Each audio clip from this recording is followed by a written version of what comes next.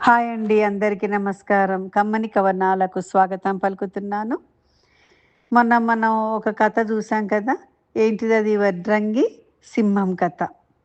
అందులో సంజీవకుడు ఆ కథ చెప్పిన తర్వాత దమనకుడు అంటాడు, "ఏంటి నీ ఉద్దేశ్యం ఏంటిది? ఆ కథ నీతి ఏం చెప్పదలుచుకున్నావు" అని. అప్పుడు సంజీవకుడు అంటాడు, "ఏమి లేదు.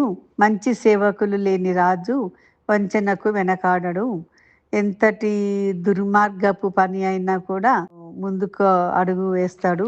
ఎందుకంటే సేవకులు మంచివాళ్ళు కానప్పుడు వాడి బుర్ర కూడా చెడిపోయి ఉంటుంది కదా" అని చెప్పి అంటాడు అన్నట్టు. అప్పుడు దమనకుడు అంటాడు, "సరే, మరి నీకైతే రాజు మీద నమ్మకం పోయింది. రాజుకు నీ మీద శత్రుత్వం వచ్చేసింది. ఇప్పుడు ఇద్దరు యుద్ధం చేద్దాం అనుకుంటున్నారు. అంతకుముందు నేను ఒక కథ చెప్తాను. తీతువు పిట్ట సముద్రం. ఆ కథ విన్న తర్వాత నువ్వు ఏం చేయదలుచుకున్నావో నీ అభిప్రాయాన్ని అప్పుడు నాకు వ్యక్తపరచు. నేను కూడా నీకు సలహా ఇస్తా" అని చెప్పి దమనకుడు అంటాడు. సరే, మరి కథ చెప్పు నువ్వు. నేను విని నా అభిప్రాయాన్ని నీకు మళ్ళీ చెప్తానని చెప్పి సంజీవకుడు అంటాడు. దమనకుడు కథ మొదలు పెడతాడు. తీతువు పిట్ట సముద్రం. మరి కథలోకి వెళ్దామా మనం? అనగనగా ఓ సముద్రం. ఆ సముద్రం ఒడ్డున ఓ చెట్టు. ఆ చెట్టు మీద తీతువుల పిట్ట జంట ఒకటి కాపురం ఉంటుంది. చల్లని గాలి, చక్కని ప్రదేశం. హాయిగా రోజులు గడిచిపోతున్నాయి. కొంతకాలానికి ఆడతీతువు గర్భం ధరించింది. గర్భం ధరించిన వారికి కోరికలు ఉంటాయని, వాటిని తీర్చాలని తెలుసుకున్న మగతీతువు తీతువుతో ఇలా అంది, "నీకేం కావాలో చెప్పు, తెచ్చి పెడతాను." "నాకేమీ అక్కర్లేదు. కోరికలు చంపుకోకు, చెప్పు. నా శక్తి మేరకు తీర్చే ప్రయత్నం చేస్తాను. అడుగుతున్నావు కాబట్టి చెబుతున్నాను. ఇక్కడి నుంచి ఎంత త్వరగా కాపురం ఎత్తి వేస్తే అంత మంచిది" అంది ఆడతీతువు. ఆశ్చర్యపోయింది మగతీతువు. "ఎందుకు ఇక్కడి నుంచి మనం కాపురం ఎత్తేయాలి?" అడిగింది. "ఎందుకంటే అమావాస్య పున్నమికి సముద్రానికి ఆటుపోటులు ఎక్కువ అవుతున్నాయి. పెద్ద పెద్ద అలలతో ఎగిసి పడుతుంది సముద్రం. రేపో మాపో నేను గుడ్లు పెడతాను. అంతెత్తున ఎగిరి పడుతున్న అలలకి గూట్లోని గుడ్లు కొట్టుకుపోతాయని నాకు భయంగా ఉంది." భార్య భయానికి భర్త పగలబడి నవ్వాడు. "నీకు ఆ భయం అక్కర్లేదు. మన గుడ్లకి ఏమీ ప్రమాదం లేదు. సముద్రుడు అందుకు సాహసించడు. ఎందుకంటే అతనికి గరుత్మంతుడంటే భయం." "గరుత్మంతుడు ఎవరు?" "మన రాజు. మన రాజు మనకి అండగా ఉన్నంత కాలం మనకేమీ కాదు" అన్నాడు మగతీతు. ఆ తీరు తీతువుకి నచ్చలేదు. "ఈయన గారు ఎప్పుడు ఇంతే. ఏది చెప్పినా వాళ్ళున్నారు వీళ్ళున్నారంటూ భయపడొద్దంటాడు. భారం ఎవరి మీదో వేసి కూర్చుంటాడు. పద్ధతా ఇది?" అనుకుంది ఆడతీతువు. "ప్రమాదం పొంచి ఉన్నదంటే, ముంచుకొని వస్తున్నదంటే తప్పించుకొని పారిపోవాలి. తిని తీరిగ్గా కూర్చుంటే ఎవరో కాపాడుతారనుకుంటే ఎలా? ఎంత బలవంతుడైనా సమయానుకూలంగా ప్రవర్తించాలి. ప్రవర్తించకపోతే నష్టం అతనికే." ఆలోచిస్తూ మాట్లాడక ఊరుకుంది తీతువు. "ఏంటి, దీనికి కూడా కోపమేనా? మాట్లాడడం లేదు?" అడిగింది మగతీతువు. "కోపం కాదు.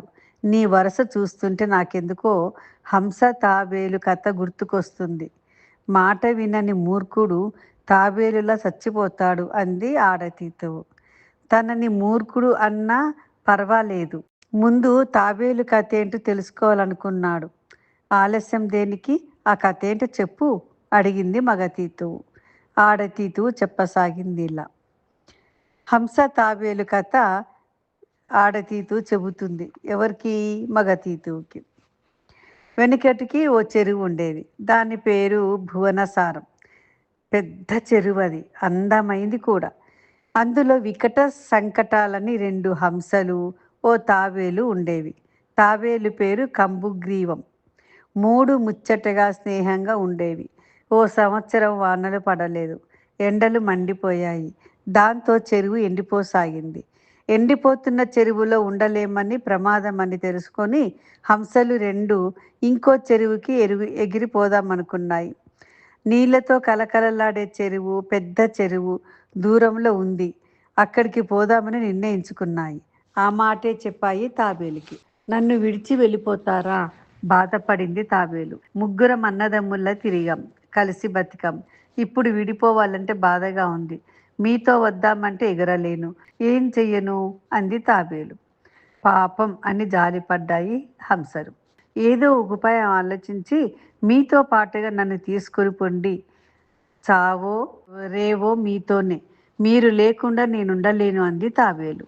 కాకపోతే నిన్నెలా తీసుకొని వెళ్ళాలన్నదే సమస్య.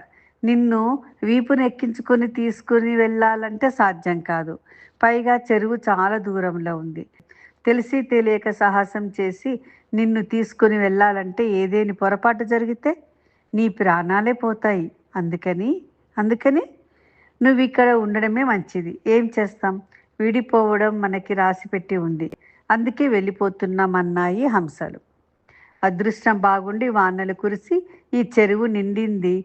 అప్పుడు మళ్ళీ కలుసుకుందాం అన్నాయి మళ్ళీ. ఆ మాటలకు ఒప్పుకోలేదు తాంబేలు. ఎట్టి పరిస్థితుల్లో ముగ్గురం కలిసి ఉండాలనే పట్టుబట్టింది. కాలావేళ పడింది. ఏం చేస్తారో ఎలా చేస్తారో చెయ్యమంది. తనని తోడుకొని వెళ్ళాల్సిందే అని బలవంతం చేసింది తాబేలు. ఆలోచన పడ్డాయి హంసలు. తాబేలుని ఎలా తీసుకుని వెళ్ళాలి? ఎలా తీసుకుని వెళ్తే క్షేమంగా దూరంలో ఉన్న చెరువుకి ముగ్గురు చేరుకోగలుగుతాము? కింద మీద పడ్డాయి. ఆఖరికి ఒక నిర్ణయానికి వచ్చాయి హంసలు. ముగ్గురం కలిసి ఉండాలని పట్టుబడుతున్నావు కాబట్టి ఓ ఉపాయం ఉంది.